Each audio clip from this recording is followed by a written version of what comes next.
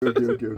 So, um, lots of information coming from the leader of the Lighthouse Chapel, Dag Heward-Mills, about his role on the National Cathedral Secretariat Board of Trustees. He says he was sidelined in financial decisions and others, although he was a trustee. Okay, I want to read the direct quotes. Okay, he was not involved. All right, here we are.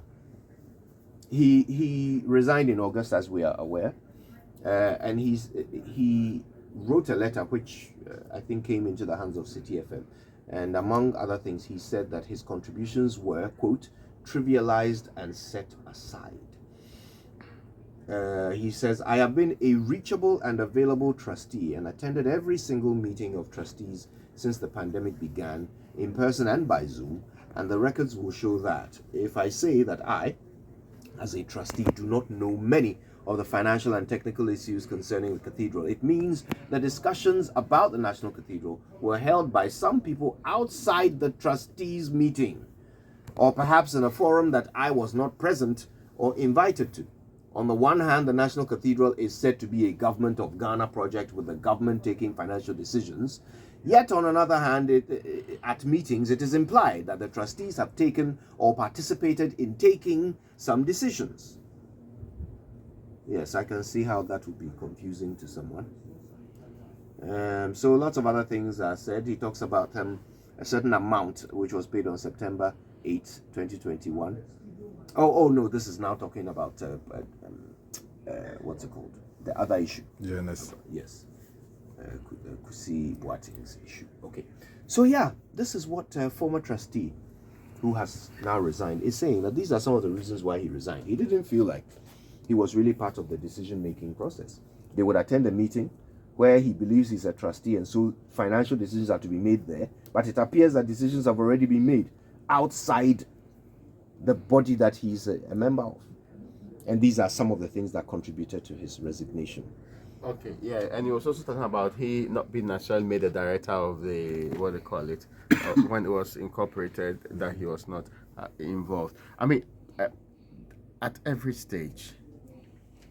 Now, maybe, I don't know how historically other, what they call it, cathedrals were built, but this is perhaps the most confused project with a lot of twists and turns, sometimes being abused left, right, center, and only because one issue is the predominant one.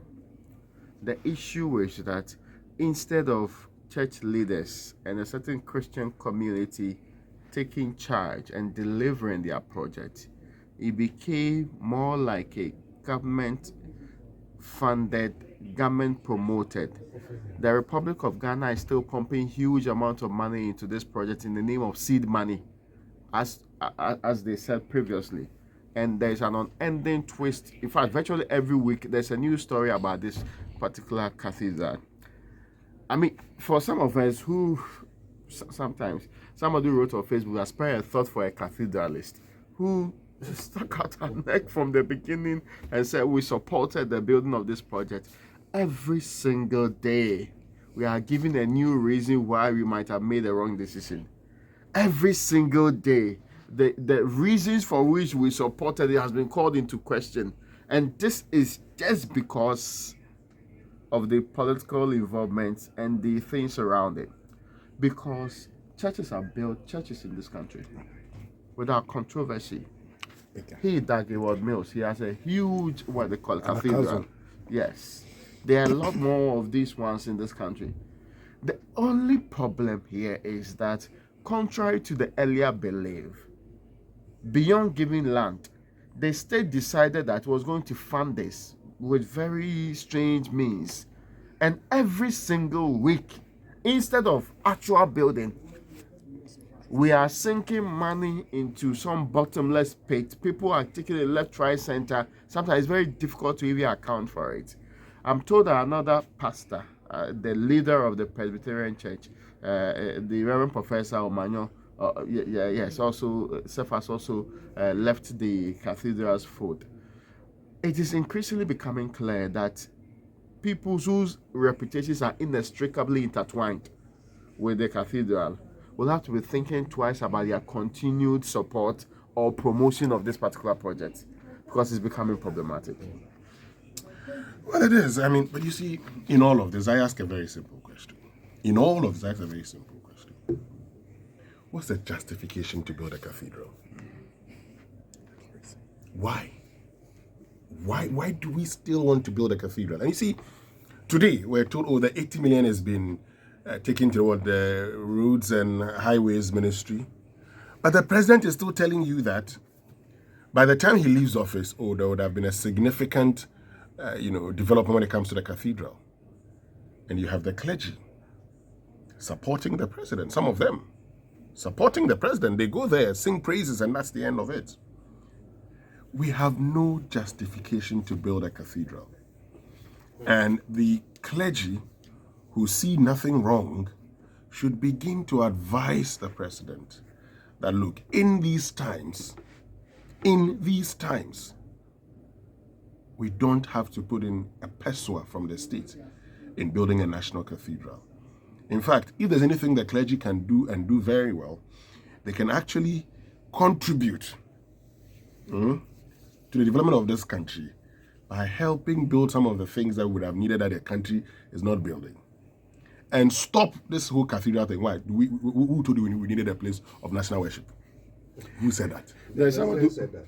We don't need that. Who posted something very interesting. They say a comedian, Michael Blackson also. Blackson, actually. He's been building schools for Ghana, whilst the government of the Republic is building cathedrals. Imagine that. So look, I'm wondering whether the president is not concerned about his legacy.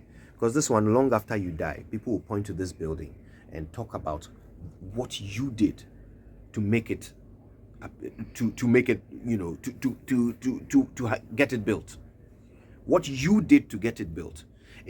Or does he think that once the thing is constructed and it looks nice, people will forget about all the ways in which they breached due process, the ways in which they lied to the courts about this project, that we will forget? The ways in which they snuck money by parliament in order to get it built, we will forget, just because the thing will be built and it will look nice?